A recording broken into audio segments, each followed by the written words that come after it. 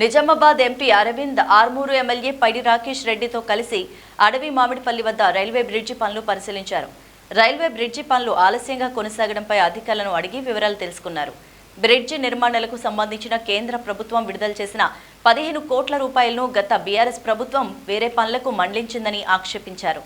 గత ప్రభుత్వం నిధులను వేరే పనులకు మళ్లించడం వల్ల రైల్వే బ్రిడ్జి పనులు ఆలస్యంగా జరుగుతున్నాయని తెలిపారు. చుట్టుపక్కల ఇళ్ళకి ట్రాఫిక్ ఇబ్బంది, దుమ్ము, వర్షం పడని దుమ్ము ఇంత చేయంగా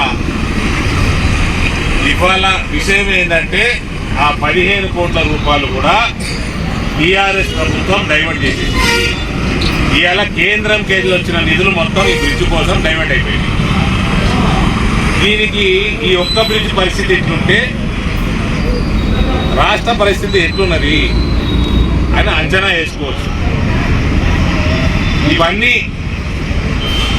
లక్షల కోట్లు అప్పులు చేసి, లక్షల కోట్లు డైవర్ట్ చేసేసి, లక్షల కోట్లు కల్వకుట్ల కుటుంబం మింగి రాష్ట్రాన్ని భ్రష్టు పట్టించి ఇవాళ కాంగ్రెస్ ప్రభుత్వం వచ్చింది. వాళ్ళు ఫ్రీగా ఎన్నో ఇస్తా అన్నారు.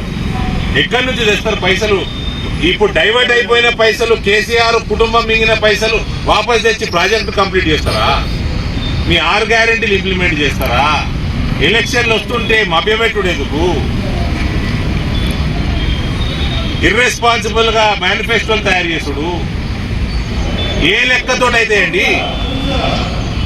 ఇది ఒక చిన్న బ్రిడ్జ్ 15 కోట్ల రూపాయలు కూడా ఇచ్చిపెట్టలేదండి. దీన్ని ఎప్పుడు సరి చేయాలి? మళ్ళీ ఇలా ఫ్రీ ఫ్రీ ఫ్రీ ఫ్రీ అనేది ఎప్పుడు ఇవ్వాలి? ప్రజల్ని మభ్యమెందుకు పెట్టాలి? ఎలక్షన్లు గెలవనీకి మళ్ళీ ఇలా శ్వేతపత్రాలు రిలీజ్ చేస్తా ఉన్నారు.